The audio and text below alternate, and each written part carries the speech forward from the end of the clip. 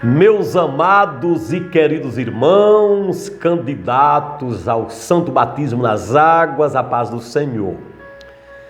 Nós vamos agora para a nossa aula de número 7. Nossa aula de hoje tem por tema as responsabilidades de quem se batiza. Eu quero que vocês abram a palavra de Deus no livro de Atos dos Apóstolos, capítulo 2. Aqui nós vamos ver as responsabilidades daqueles que descem às santas águas. Quero louvar a Deus por cada um de vocês, louvar a Deus por cada um que está fazendo esse curso, preparando-se para aquele grande dia em que todos serão mergulhados nas águas batismais. As responsabilidades de quem se batiza, de quem abraça a fé. Capítulo 2 de Atos dos Apóstolos, a partir do 41, diz-nos assim: Então, os que lhe aceitaram a palavra foram batizados, havendo um acréscimo naquele dia de quase 3.000 pessoas.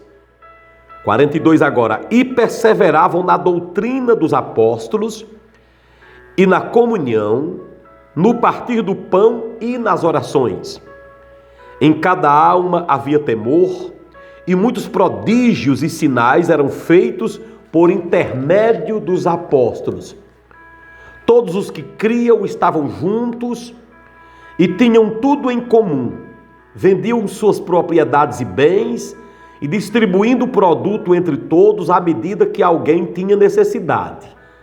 Diariamente perseveravam unânimes no templo, partiam o pão de casa em casa e tomavam as suas refeições, com alegria e singeleza de coração, louvando a Deus e contando com a simpatia de todo o povo. Enquanto isso, acrescentava-lhes o Senhor dia a dia os que iam sendo salvos. Queridos, aqui está a lista, das principais responsabilidades do cristão logo após descer às santas águas. O primeiro dever do ser humano na vida é aceitar a palavra. O segundo dever do ser humano é se batizar.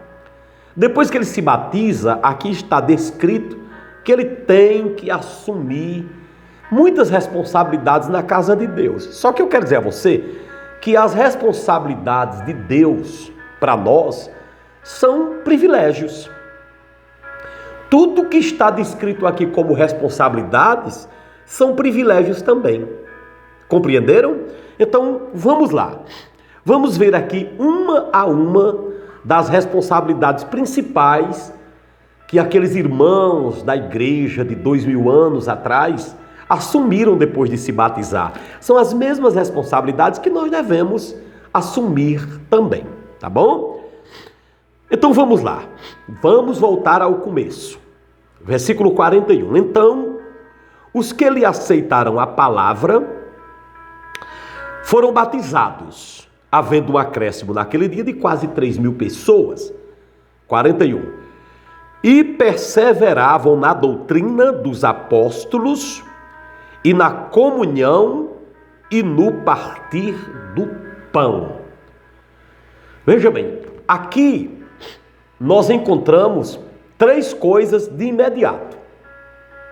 Diz que eles perseveravam na doutrina dos apóstolos, ou seja, eles assumiram a responsabilidade de fazerem do jeito que os apóstolos diziam. Quando diz que eles permaneciam na doutrina dos apóstolos, significava dizer que eles honravam as autoridades da igreja. Os apóstolos, que hoje a gente chama também de pastor, chama de bispo,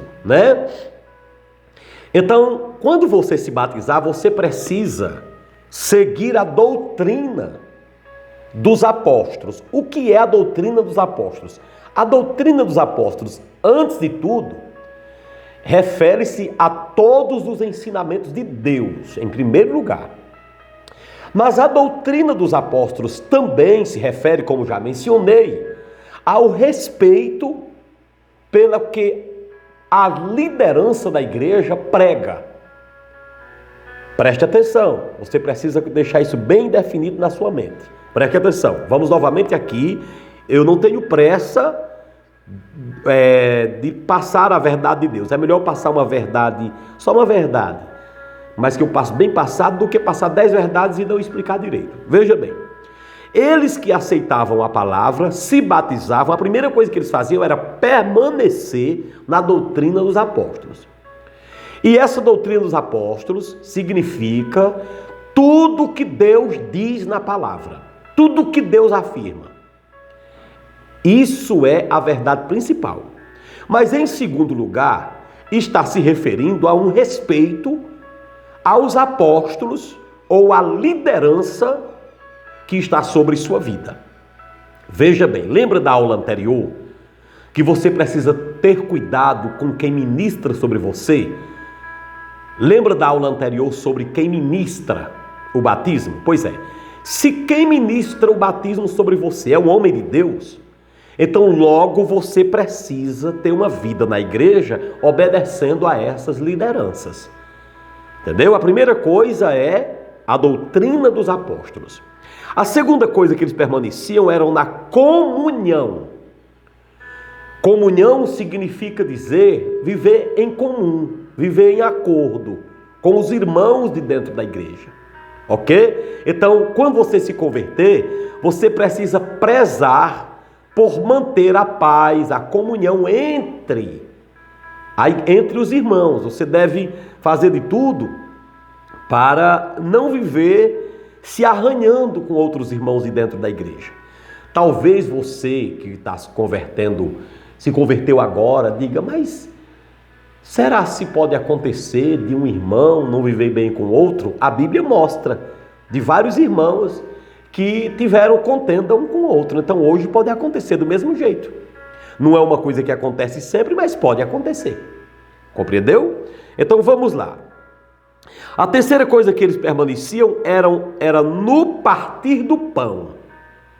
Partir do pão aqui representa a Santa Ceia. Tá certo? Aponta para a Santa Ceia. Eles se batizavam e também participavam da Santa Ceia. Quando você se converter, aliás, quando você se batizar, todo mês na igreja, ou às vezes mais de uma vez no mês, a igreja vai entregar a Santa Ceia do Senhor. O partir do pão é assim. O vinho simboliza o sangue de Jesus. O pão simboliza o corpo de Jesus. Quando Jesus morreu na cruz, ele disse assim, pegou o pão e disse assim, antes de morrer, na noite que foi traído, tomou o pão e disse assim, esse é o meu corpo, que é partido por vós. Pegou o vinho e disse, esse é o meu sangue que é derramado por vós. Fazei isto todas as vezes que o beberdes em memória de mim. Então, quando você se batizar, você precisa saber que receber a ceia do Senhor é uma responsabilidade sua, mas também é um privilégio seu. Outra coisa, deve permanecer nas orações. A oração é uma conversa com Deus. Se você é amigo de uma pessoa, você há de desenvolver um relacionamento com aquela pessoa, uma conversa com aquela pessoa, um diálogo com aquela pessoa. Então, à medida que você vai ficando na igreja depois do batismo, você vai desenvolvendo uma vida de oração diante de Deus, que você já pode começar agora mesmo. Entendeu? Então, neste versículo, nós encontramos 4 coisas, 4 responsabilidades que você, depois de batizar, se precisa assumir. Depois você vê outras coisas, outras responsabilidades, até relacionadas com essas 4. Mas essas 4, elas estão em primeiro lugar. Em primeiro lugar, essas 4. Viu? Vamos recapitular? A primeira responsabilidade, doutrina dos apóstolos. Permanecer na doutrina dos apóstolos. Olhe, permanecer significa não se afastar. Viu? Permanecer, número 1, na doutrina dos apóstolos, ou seja, na palavra de Deus. Valorizando a palavra de Deus. Isso significa dizer que você deve ler a palavra, deve ouvir a palavra. Naquela hora que o pastor estiver pregando, você deve dar atenção, não ficar entrando e saindo dos cultos, não ficar faltando culto por qualquer coisa, entendeu? Meditando no que é ensinado lá na frente, ficando ligado no que Deus ensina lá na frente. Isso é a doutrina dos apóstolos, a palavra de Deus. Entendeu? Você deve ter sua Bíblia em casa, deve ler a Bíblia todos os dias, nem que seja só um capítulo, mas deve meditar no que ela diz. Eu deixo até o Salmo de número 1 para você ler depois, que vai mostrar que é bem-aventurada a pessoa que medita de dia e de noite na lei do Senhor. Tá certo? Lê depois o Salmo capítulo 1 que você vai ver. Então a doutrina dos apóstolos, você deve permanecer, não será apenas uma coisa de um dia, não, mas por toda a sua vida. A palavra de Deus deve fazer diferença na sua vida. E se refere também ao seu respeito às lideranças da igreja. Número 2, deve permanecer na comunhão. Comunhão com quem? Comunhão com os irmãos em Cristo. Comunhão com a sua igreja. Comunhão com as pessoas que servem a Deus. Em terceiro lugar, deve permanecer no partir do pão, ou seja, não se ausentar da igreja em dia de Santa Ceia. Tem muitas pessoas que aceitam Jesus, se batizam e não prestam atenção nesse detalhe. Mas aqui diz que você deve permanecer no partir do pão, não deve se ausentar da igreja em dia de Santa Ceia, a menos que seja obrigado, e participar, porque a Santa Ceia é uma renovação de aliança com Deus.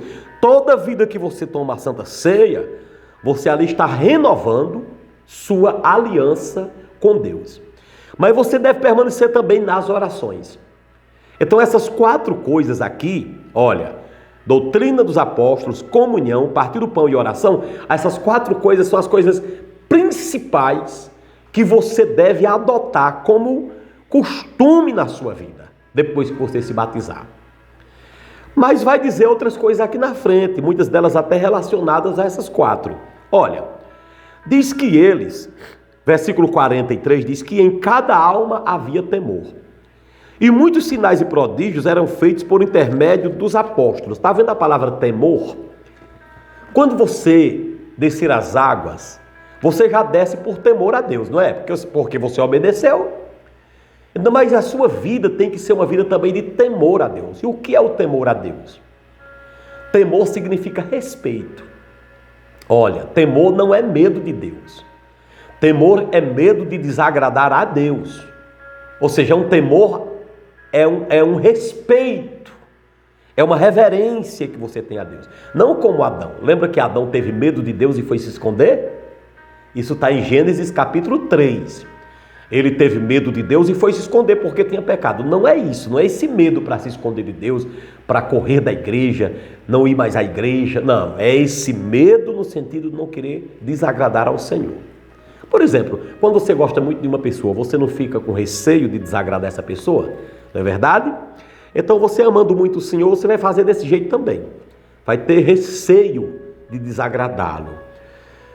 Versículo de número 45 diz que eles vendiam as suas propriedades e bens e distribuindo o produto entre todos à medida que alguém tinha necessidade.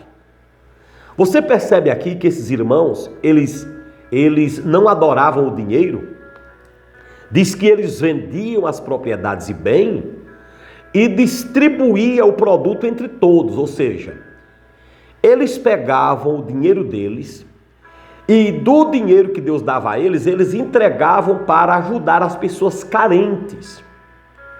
Distribuía para os necessitados. Quando você vai ver lá na frente, em Atos capítulo 6, você vai ver que chegava um momento que eles entregavam isso para os apóstolos administrarem. Naquele tempo, as viúvas não tinham aposentadoria. Então elas viviam dessas contribuições que a igreja levava, entendeu? Mas, quando aqui diz que eles vendiam suas propriedades e bens e entregavam a quem tinha necessidade, hoje como funciona? A igreja, quando ela arrecada os dízimos e as ofertas, ela tem que ter um pensamento de ajudar também quem está carente. É isso que a igreja faz.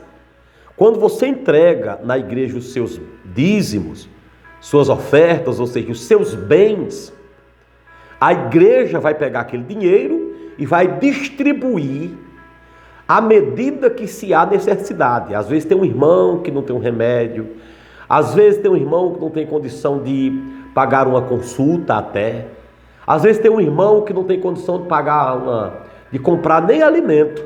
E a igreja trabalha também em cima desse serviço social. Esse texto mostra que os irmãos se convertiam, se batizavam, assumiam a responsabilidade de não idolatrar o dinheiro.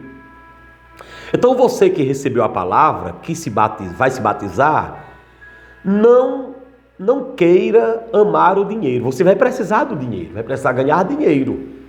Você vai precisar e vai pedir a Deus e Deus vai dar condição de você ganhar dinheiro. Mas não idolatre o dinheiro. Faça do seu dinheiro uma bênção para a igreja e uma bênção para quem necessita. Ou seja, entregue o que pertence ao Senhor. Entregue parte dos seus bens na igreja. Entregue os seus dízimos e suas ofertas. Se você quiser uma referência boa para o dízimo, leia Malaquias 3. Também Mateus 23, versículo 23. Também Levítico 27. Esses textos mostram que o Senhor Deus exigiu que nós dessemos os nossos dízimos e as nossas ofertas. E a responsabilidade da igreja é pegar o que você investe e investir na melhor maneira possível. Transparentemente, é a responsabilidade do apóstolo, do pastor da igreja, fazer investimentos na própria igreja do que a própria igreja contribui. Então, quando você entregar o seu dízimo e sua oferta na igreja, vai significar que você não ama o dinheiro. Você não é agarrado ao dinheiro, você não é mão de vaca. O cristão não pode ser mão de vaca. Ele deve ter a mão aberta para a obra do Senhor. Entendeu? Essa é uma outra responsabilidade. Versículo 46 diz assim: diariamente perseveravam unidos. Aí a palavra é unânime, que é a mesma coisa, viu? Unânimes no templo. Partiam o pão de casa em casa, tomavam suas refeições com alegria e singeleza de coração. Ou seja, diz aqui que eles viviam diariamente no templo. E também partiam o pão de casa em casa. Ou seja, eles gostavam de viver na igreja, no templo, e gostavam de visitar uns aos outros. Quando você se converter a Cristo, você tem que adotar essa responsabilidade de congregar. Se o culto for na casa do irmão, você está congregando lá. Se o culto for do templo, você está lá. É como diz aqui, permaneciam unidos no templo, na igreja, que a gente chama de igreja também, né? E de casa em casa. Se tem um culto na casa do irmão e você pode ir, você não vai deixar de ir. Se tem um culto lá na igreja e você está com condição de ir, vai na igreja. Ou seja, eles permaneciam, e aqui diz claramente, diariamente. Não eram aqueles crentes que diziam assim, eu só vou no domingo,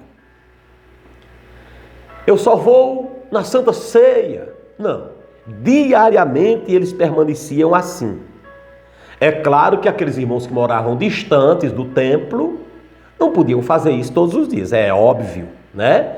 Aqueles irmãos hoje que moram no sítio, meu Deus, às vezes não tem um carro, não tem uma moto, ele só pode vir no domingo, às vezes, um carro fretado, às vezes tem gente até que ainda vem a pé para as igrejas, né?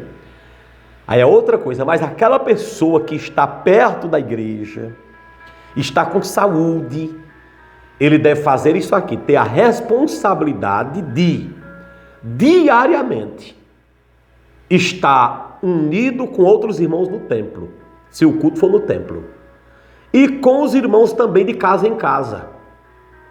Ou seja, isso deve ser um estilo de vida do cristão. Agora, pastor nenhum vai dizer que você deixe o trabalho, deixe seu trabalho, deixe sua escola, deixe suas responsabilidades inadiáveis para ir para a igreja. Se disser isso, ele está errado. Você trabalha de noite e o culto é à noite. Como é que você vai para o culto? Não, você vai ficar em comunhão com Deus ali onde você está. Hoje tem Facebook, WhatsApp, tudo, e às vezes o trabalho permite isso, né? Pode ouvir num fonezinho de ouvido a palavra de Deus, né? Entendeu? Pastor nenhum vai dizer que se você estiver enfermo, muito doente, que Deus te livre e guarde, você é obrigado a ir para a igreja. Não. Manda lá um pedido de oração. Ora por mim que eu não pude ir para a igreja, eu estou doente, a cabeça está doendo, não pude sair de casa. Mas Deus está vendo isso aí e vai lhe abençoar em casa. Entendeu? Mas você está sadio, né? Você está tranquilo, você está perto da igreja, não está trabalhando. Aí você vai perder o culto para ir assistir novela. Não vai, isso, Deus não vai abençoar você por isso. Então é responsabilidade sua estar na casa de Deus, tá bom? Para manter comunhão com os irmãos, nos cultos, seja no templo ou de casa em casa, como está escrito aqui. O versículo 47, louvando a Deus e contando com a simpatia de todo o povo. Entendeu? Louvando a Deus e contando com a simpatia de todo o povo. Louvar a Deus aqui envolve cantar louvores ao Senhor. Mas envolve ter uma vida de testemunho para que as pessoas não se escandalizem com a gente. Louvando a Deus, ou seja, ter uma vida de louvor. Uma vida que louve a Deus. Envolve também cantar louvores ao Senhor. Inclusive o crente precisa ter muito cuidado depois que se batiza. Eu já falei numa aula anterior, vou frisar mais agora. Com essa questão de músicas mundanas. As músicas mundanas estimulam ao pecado, estimulam a droga, ao sexo ilícito, a promiscuidade, as orgias, as danças indecentes ou imorais, né? Então, nós cantamos para louvar a Deus, viu? Cantamos para louvar o Senhor. Eu deixo o Salmo 40 para você ver, que lá diz assim, ó: esperei com paciência no Senhor, e Ele se inclinou para mim e me ouviu quando clamei por socorro, né? Tirou-me de um tremendal de lama, de um charco de lodo, pôs os meus pés numa rocha e me firmou os passos. E colocou em minha boca um novo cântico, um hino de louvor ao nosso Deus. Muitos verão essas coisas, temerão e confiarão no Senhor. Um novo cântico, né? Então, diz que os que aceitavam a palavra, os que se batizavam, tinham uma vida louvando a Deus. E finaliza dizendo aqui que outra responsabilidade, além de louvar a Deus, é que eles contavam com a simpatia de todo o povo. Aparentemente isso não é uma responsabilidade, mas uma consequência da vida que eles levavam, né? Eles eram verdadeiros crentes e a consequência disso era contar com a simpatia de todo o povo. Ou seja, o povo gostava da igreja. Preste atenção. A vida vai te ensinar muita coisa. Às vezes você vê alguém pregando, a gente pregando, dizendo que o crente passa perseguição, e na verdade passa perseguição. Mas não é todo dia. E não é com todo mundo. Preste atenção. Nem é todo dia e nem é com todo mundo. Jesus disse assim: no mundo tereis aflições, mas tende bom ânimo, porque eu venci o mundo. Preste atenção. Mas ele não disse que as aflições seriam com todo mundo, com todas as pessoas, e nem todos os dias. Essas aflições podem ser uma perseguição de um grupo de pessoas, ou de uma pessoa só, entendeu? Às vezes uma só pessoa inferniza a vida de outro, é ou não é?